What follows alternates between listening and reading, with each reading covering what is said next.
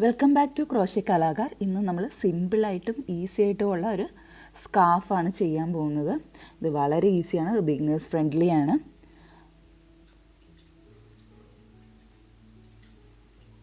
അപ്പം ഇതിലേക്ക് ഞാൻ ഈ എടുത്തേക്കുന്ന യാണ് എങ്ങനെയുള്ള യാണാണെന്നൊന്നും എനിക്കറിയില്ല. അതിനെപ്പറ്റി ഒരു പേപ്പറോ അങ്ങനെയൊന്നുമില്ല. ഒരു 2 years ബിഫോർ വാങ്ങിച്ച ഒരു യാണാണിത്. നല്ല ഭംഗിയുള്ള ഒരു യാണാണ്. അപ്പോൾ ഇത് ഇത്രയും തിക്നെസ് ഉണ്ട് അതിന്. കണ്ടോ? എന്ത് യാണാണെന്നൊക്കെ അറിയുവാണെങ്കിൽ പ്ലീസ് ഒന്ന് കമൻറ്റിൽ നിങ്ങളൊന്ന് കമൻറ്റ് ചെയ്യുക. നിങ്ങൾക്ക് എന്ത് സംശയം ഉണ്ടെങ്കിലും എൻ്റെ കമൻറ്റിൽ വന്ന് ചോദിച്ചാൽ മതി, ഞാൻ പറഞ്ഞു തരുന്നതായിരിക്കും.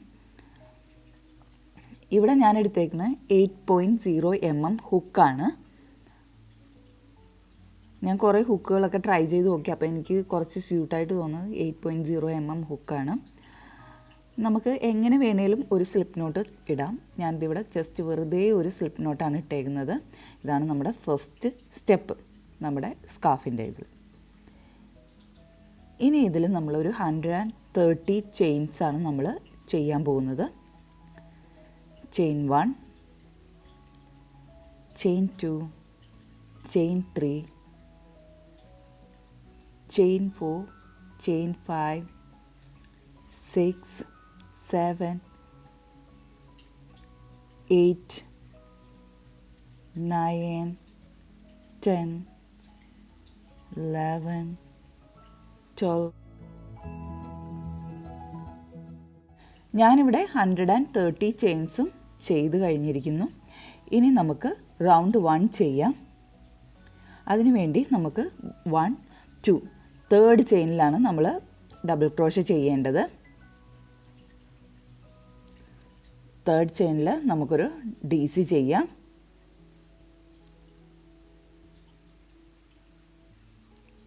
നമ്മുടെ സെക്കൻഡ് DC ആണത്. മറ്റേ തേർഡ് ചെയിൻ്റെ ആ പാർട്ട് നമ്മൾ ഒരു DC ആയിട്ട് കണക്കാക്കുന്നത്. കണ്ടോ? 1, 2 നമ്മുടെ 2 DC കഴിഞ്ഞു. അത് തേർഡ് ഡബിൾ ക്രോഷേ. അങ്ങനെ നമുക്ക് അറ്റം വരെ അതായത് നമ്മൾ സ്റ്റാർട്ട് ചെയ്തിടം വരെ നമുക്ക് കണ്ടിന്യൂ ചെയ്യാം. ഇതാണ് നമ്മുടെ ഫസ്റ്റ് റൗണ്ട്. ഇത് വളരെ സിമ്പിളാണ്. ഇതിലേക്ക് ഞാനിപ്പോൾ ഒരു സ്റ്റിച്ച് മാർക്ക് കൊടുക്കുന്നുണ്ട്, കാരണം എനിക്കിത് പെട്ടെന്ന് മനസ്സിലാകാൻ വേണ്ടി. ഇതാണ് നമ്മുടെ ലാസ്റ്റ് DC എന്ന് മനസ്സിലാകാൻ വേണ്ടി. നിർബന്ധമൊന്നുമില്ല അങ്ങനെ സ്റ്റിച്ച് മാർക്ക് കൊടുക്കണമെന്ന്.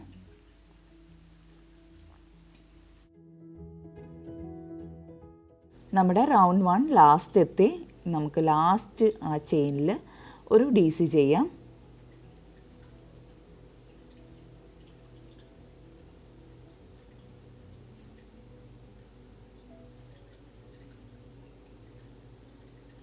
നല്ല തിക്നെസ് ഉള്ള യാണാണ് കേട്ടോ ഇത്.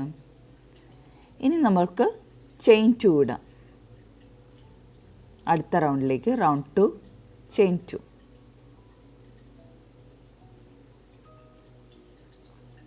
ഇനി നമുക്ക് നമ്മുടെ ഇത് വർക്ക് ഫ്ലിപ്പ് ചെയ്യാം.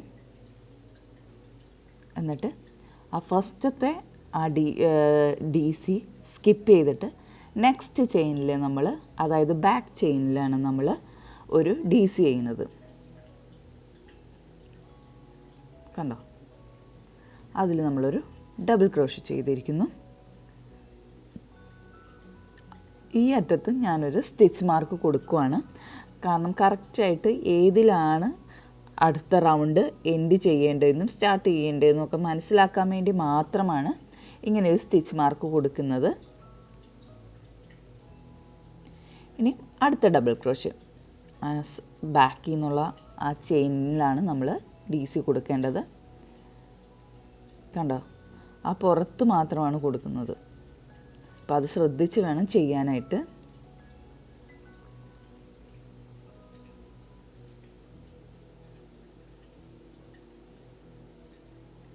എഗെയിൻ ഒരു ഡബിൾ ക്രോഷേ.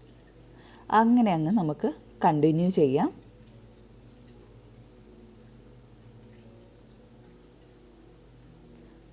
ഡബിൾ ക്രോഷേ,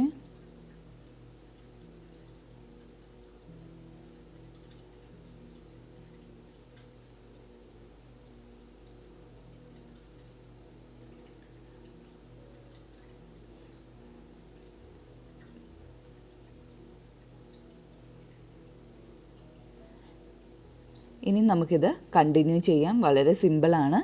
ഇത് ഫുള്ള് കംപ്ലീറ്റ് ചെയ്തിട്ട് ഞാൻ വരാം.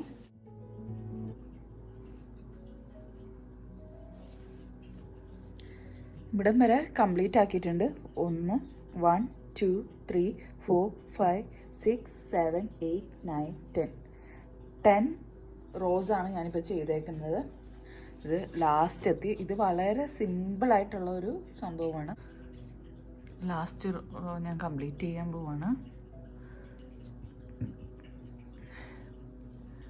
ഡബിൾ ക്രോഷേ,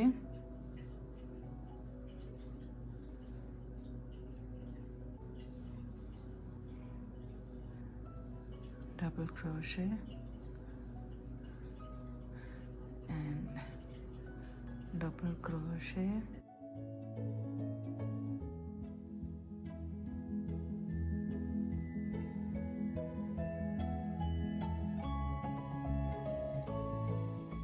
ഇനി നമ്മൾ 2 ചെയിൻ ചെയ്തില്ലേ, 2 ചെയിൻ. അപ്പം അതിൽ നമുക്ക് ഒരു ഡബിൾ ക്രോഷേ കൂടി.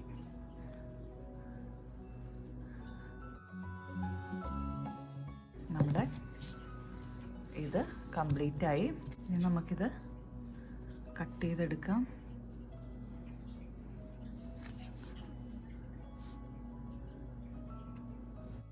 നമ്മളുടെ സ്കാർഫ് ഫുൾ കംപ്ലീറ്റ് ആക്കി. ഇനി നമുക്കിതിലേക്ക് ഫ്രിഞ്ചസ് ആണ് വേണ്ടത്. ഞാനിനി ഫ്രിഞ്ചസ് ആണ് ചെയ്യാൻ പോകുന്നത്.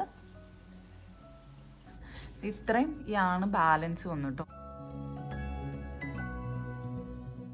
ഇതിൻ്റെ വീതി എന്ന് പറയുന്നത് ഏകദേശം ഒരു 6 ഇഞ്ചസോളം ഉണ്ട്.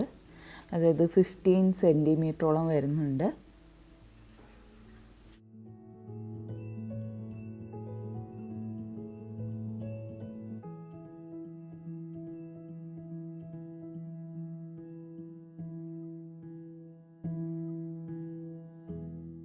ഈ സ്കാർഫിൻ്റെ ലെങ്ത്ത് എന്ന് പറയുന്നത് ഒരു 49 ഇഞ്ചസാണ്. ഉണ്ടോ? 49, ഏകദേശം 124 സെൻറ്റിമീറ്റർ 125 സെൻറ്റിമീറ്ററോളം വരുന്നുണ്ട്.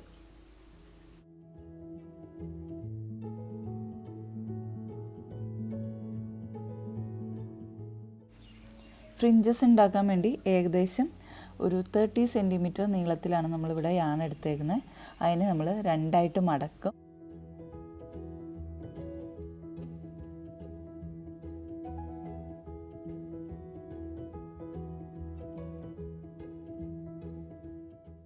ഈ വീഡിയോയിൽ ചെയ്ത കണക്ക് നമ്മൾ ഇതേപോലെ ഇനി 2 എണ്ണം കൂടി എടുക്കുന്നുണ്ട്. അപ്പം മൊത്തം നമ്മൾ 4 എണ്ണമാണ് എടുക്കുന്നത്.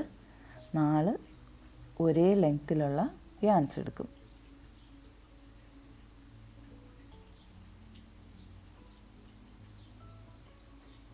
ഇനി നമുക്ക് ഇത് 4 എണ്ണമായി നമ്മുടെ യാണിൻ്റെ എണ്ണം.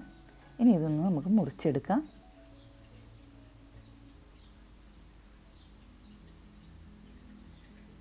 മുറിച്ചെടുത്തു. ഇനി ഇതിനെ 2ആയിട്ട് മടക്കിയെടുക്കാം. മടക്കിയെടുത്ത് ഈ അറ്റത്ത് നമുക്ക് ഫസ്റ്റ് ഫ്രിഞ്ചസ് ചെയ്യാം.